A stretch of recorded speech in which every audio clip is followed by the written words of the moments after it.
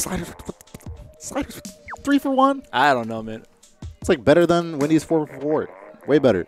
Or maybe it was the other way around. He just said it wrong. Like it was 1 for 3 and 2 for 5. Oh, that maybe, makes more sense, but that's not the way he said pricey. it. I know for sure he did not say that. Oh, you didn't? You know for sure? How do you know for sure? Because I was there. Oh, I think this means we're getting into it. I think we are getting into is that Inkblot Art Academy on Splat Zones? Yeah. We see in front of our screens right now? Yeah. That's pretty crazy. All right, looks like we're getting right into it. Remember here, Scrim DM and Grind Time? Grind Time. How could you forget about the one and only Grind Time with Papa John and Mama Kelly there with that Ninja Squid roller. And we're going to be getting into this real quick. Seems like Papa John's the only one really in the zone at the moment. And now he's going into 4 members there and goes down right away. Let's go. It looks like, yeah, I mean, Grind Time here in the yellow is having some difficulty having to retreat back up the ramp. Does see that Slosher art to the right. And sorry, excuse me, not Brian. Briar is chilling in the backside before getting pushed up on a little bit by Slosher. Tries the bubble to help assist the push onto zones, but doesn't even get anyone with it. Yeah, I don't know. There wasn't really much thought behind that bubble blower, but it helps him get back in. Maybe if he gets this kill, it'll be worth it. Highly dependent on whether they can come out on top with these kills. But the rest of his team, if you look up at the top, is actually down. So yeah, well, okay. He does get the kill. That does start. He does have another bubble already. Well, so. okay, so he's gonna be able to bring out attention here while his teammates are actually recovering towards the middle of the map as well. Which is really good because now the attention is being spread thin between 2 teams. Unfortunately, I believe Briar's going to be sitting down here. Yeah. So, I mean, they did have a really small window in which they were able to aggressively push on both sides of the map and really throw aside like a lot of the attention for at here Scrim, but yeah, it just didn't pan out that well for them. And now with 18 points taken down, it's looking like it's going to be 1 out. If they get one more pick, I think this is pretty much the game. I think it's just already the game. Yeah. This is going to be they can't even paint the zone in time. That is the game for them. And that here Scrim DM coming up real strong, making me look good, saying they were good in the first place. So. I mean, they're representing Long Island really well. Yeah, super well. Job well done on their part. Looks like the bad guys will win this time around. And now the family here just has to get it together now. They just have to have an intervention of sorts and talk it out. 1 KA max on the whole team. Definitely not what you want to see, especially when the highest on the other team is 8. So that's not the most ideal of looks, but they're still smiling. They still got smiles on their face. That's all they're here for. Smiles and good Papa John's. Yeah, Papa John's, dude. So. All right, now we're going to be getting into game 2 here. Clan Blitz, Walleye Warehouse. Yeah, and that's, I mean, it's a fan favorite map. Would you say it's a fan favorite mode, though? I would debate that Clan Blitz here is probably one of the worst ones, I feel. Are you saying against Clan Blitz maps in general or on Walleye Warehouse only? On Walleye Warehouse, I think Clan Blitz is pretty bad here. Yeah, I mean, compared to Splat Zone's Tower Control Rainmaker, yeah, I mean, yes, I guess objectively, yes, it is going to be worse, but I feel like teams often struggle. I mean, maybe it's less, maybe this is not something that the map should take blame for, but I feel like teams just struggle really a lot to just score more than just to the 80-point marker, and then I feel like they just phone it. I mean, sure, you can say that very generally about Clan Blitz, but I feel like especially on this map, because it's so incredibly narrow, and there's so little wiggle room, so little room for error here, that it often just lends itself to like 80-81 matches or 80-100 matches or something. I mean, earlier we did see a pretty good game. I think it was whatever team Arashi is on. He kept juggling the clams. Tempest. Yeah, Tempest. He kept juggling the clams to get He a was power juggling clam. people. Like he was on fire that game. Hopefully we see something coming out from one of these teams here. Yeah. And I don't think Grind Time really changed up their lineup at all. They did and not. I think at here Scrim DM is keeping pretty much the same as well. So yeah. If it ain't broke, don't fix it. Yeah. Well, I mean, on one side for here. one side, but the other one's like, hey, mate. All right, we do see Papa John goes down at the beginning fight again. All right, cool. Sick. Now Lapis is going to be trying to get some work going down onto this left side. It is up against the roller because we do see the curling bomb there.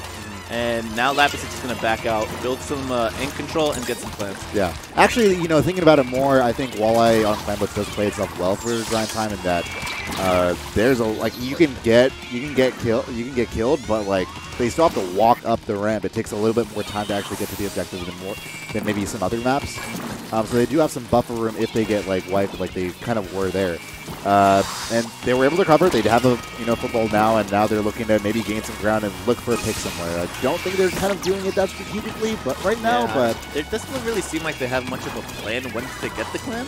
And I think just in general, when you're playing a mode that has like a moving objective, you need to know as a team where you want to push. Yeah. And it just seems like they just are keeping the clam alive, but they don't have a plan of what to do with it yet. People just keep going down. Yeah, I think they're like definitely prioritizing picks, and that's not like a bad call, right? But I think they're in order to prioritize picks, I feel like more needs to be done than just sending 3 up to mid and just not doing anything else.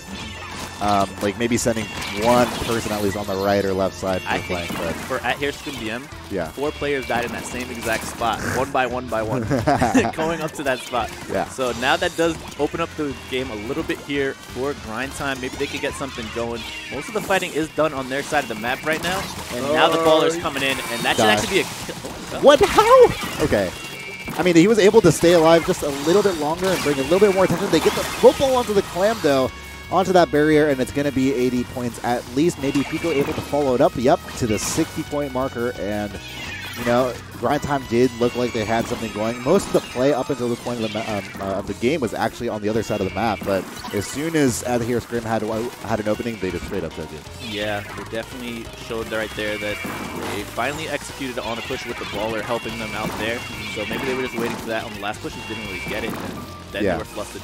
So now that once they got that, they should be in a good position. Right now, they do know that this is a 2v1. Maybe I wanted them to push that a little bit. Yeah. But they do allow that. I believe it was an EndGameTV player to get away. Yeah, and I think it was Uncle Sean who played really well just to play safe there. Just acknowledging, you know, their limitations. And they were in a 1v2 on a corner of the map. Let's not play it, you know, ridiculously. Fine, sure. But beyond that, really, that's the extent of the offensive they've had. And on the other side of the map, they've kind of broken the barrier as well. We don't really have too much vision on it, but either way, it doesn't look like they're going to add anything to this point count, and it's going to remain at the 60-point marker.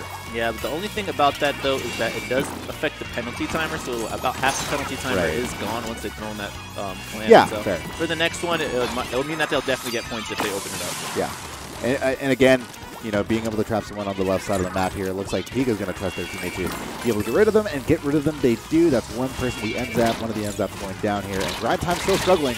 Papa John able to get a splat onto one, though, but immediately going down after. It's a 3-on-3 situation in the middle. Yeah, we see those bubbles there at the bottom of our screen. That's a start to the push for sure. Going to need a little bit more from that. Actually, Daddy Briar may be in position here. Pico's going to be the one who has to stop him. Yeah. But, oh, but Uncle Sean is following up the Call of Duty. Yeah, Mama Kelly almost. Let's go. Somehow with the help of the curling bomb there. And, I mean, this push could still be alive if they can get this pick. Oh, let's go, Kelly. Oh, okay, well, either way, they're going to go down either, like, right there. But they had 2 footballs and they had 8 clams on Kelly, just unfortunately not panning out the way we thought it might. And it just looked like the source of that maybe was just, I mean, it looked like a lot of individual play. Yeah. Kind of reminiscent of solo queue, but. Yeah, I mean, I don't know for sure, but maybe they're not an experienced team. It comes with some of that sometimes as well. Fair. And the bubbles again to start the push, that's good. They did get a pick as well from those bubbles. Ooh, so but they don't notice Nightmare behind them. Nightmare should be able to get a clean double. Okay, I will say that Nightmare probably should have gotten those splats earlier, and it should have been like a 2-0 just wipe, but, you know, whatever. It's cool. There's 20 seconds left. They're winning by 40 points. There's no reason to really complain too much for this side, and I hear Scrim is looking like they're going to take a 2-0 lead here. Yeah, Uncle Sean gets a nice pick. That's definitely what they need if anything's going to happen here. But when it's Clamblitz, the most important thing right now is can we build a power clam? And honestly, he's struggling to do that. He will be able to get a power clam. What? But oh my God! Doesn't form in time. Power clam actually takes about half a second to actually form. I didn't realize that. Yeah. Like I didn't realize it wouldn't be instant. Yeah. Like I thought maybe that was just visual or something, but I guess not. Okay, fair. Interesting. Okay, well, it looks like it's going to be a 2-0 lead here, and this time they do get, you know, some spots on the board. Mommy Kelly really just going at it that time around. With the roller there. Yeah. We did see a couple of nice picks out of them, but unfortunately, they were never able to get anything going. Honestly, I didn't really see too much specials out of them, like remembering outside of that the bubble blower. No, not at all. Which is a shame because they were alive for so much longer in this match, and it didn't really seem like they really took advantage of that with their special usage. Yeah, and especially I think they were running double end zap, correct? Yeah, they were. They were. Yeah, so we didn't see anything. Yeah, we should have been able to see once those bubble blowers go up. At least one of the end zaps should have had armor to go with it as well. So.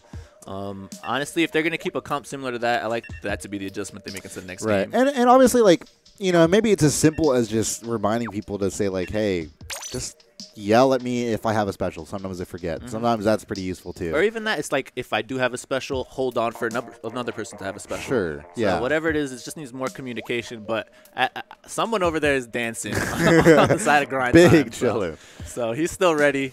To maybe take this one back a bit. I would argue there's no way he's dancing to the waiting music. This is not a very danceable song or whatever. The waiting lobby music.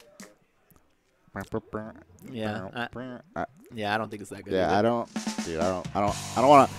Long story short, I don't want to know what that guy like dance. I don't know what dances he does in the club, but I don't want to see it. I just straight up don't. All right, I'm going to go with the more similar comps coming out here. I believe we are seeing a Tri-Slosher on both teams for the first time this set. Cool. That's the adjustment both of them seem to have made. The rest of the lineup is the same, but hopefully now maybe it's going to help them a little bit more. They moved off of an end zap on the side of grind time. Right. That Tri-Slosher. So still the Ink Armor, just a little bit different play. And Papa John right now was in the battle at the bottom of our screen, but he goes down. Looked like he was actually going to come on top of that fight, too. Interesting. Okay. Yeah, so now it's actually, they're going to put a couple people on that tower to make it go a little bit faster. And then Birch is going to push up with those burst bombs. And I like what they're doing here, throwing the burst bombs, pulling out targets. So the burst bomb and the mist keep going together. So nice communication coming out from here. It's going to be Ooh, and the Inkhead is going to do a good means of kind of locking this opposing team out of like even approaching towards the bridge. And so far, you know, with that Inkhead, with the rest of their teammates really just handling their one-on-ones properly, they've been able to advance into the second checkpoint so far and hasn't had too much trouble. It looks like someone was able to slip through the cracks, but Daddy Briar is going to go down as soon as you say that. And yeah, just a lot of struggling, trying to get back in the middle and, you know, covering fire, covering Purple Ink where they, you know, as soon as they see someone, maybe they get one person every now and then. But there's not really any doubles, any succession of kills that really allows for not even just offensive play, but for just grind time to recover. I mean, that being said, bubbles are going out finally. You know, if anybody's used their special, it's definitely Daddy Briar here consistently. But just need more special usage across the team. Bubbles by itself isn't going to get it done. If we remember on that other side of the push, they did stop him from getting the full checkpoint, so that's some consolation prize at least.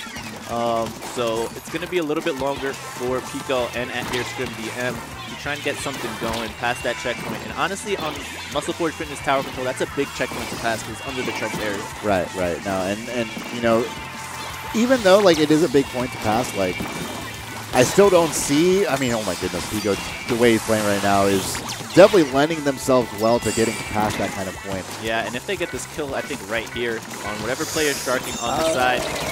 No, not even. They get it with the help of a teammate. So that's an assist for them. And now, honestly, I just want to see them maybe apply some pressure to that plat area. Both of them are in mid, two players that aren't on the tower. And Birch is going to have to back off for a little bit now to maybe get something going. Yeah, now Birch approaching from this left side. Unfortunately, not able to quite get onto a person in time before the tower starts resetting the neutral. Does see Mama Kelly and is able to catch them off guard before the brush goes down. EndGameTV able to save them for just a half a frame longer. And now they're finally advancing. Now past the checkpoint and probably on their way to a Game 3 win here as Birch on the right side is able to get, you know, help his team get past that checkpoint and does spot out one to the left, helps just a little bit out with some control, and now, you know, a lot of domination across the board being seen here. EndGameTV going out. Uncle Sean and the crew are trying to come through and save the squad, but it's not going to happen anytime soon. Mama Kelly should be picked out as well. The only problem right now is this Forge Pro player is coming onto the tower. Does get one. No, that's Birch not enough. Finishes it off. Yeah, and that's going to be Game 3. Out here, Scrim taking a quick, easy one here over grind time, and it looks like, yeah, just like that. Out here, Scrim with the, you know, the experience they have as a team, you know, both playing with each other in the LAN environment and probably all online, I would imagine. Yeah. They've been able to lead themselves to a quick and easy 3-0 lead. They'll be definitely playing some more top-tier talent here. Yeah, so if I'm grind time, I think the adjustment going into the next game is definitely some special coordination. As you mentioned earlier, Daddy Briar was really the only one throwing up them bubbles. So. Yeah. And then on the side of at here Scrim DM, I'd like to see them get into lobbies quicker going into the next round. Ideally, yes, that would be the case. But it looks like the three teams that won that first round is Team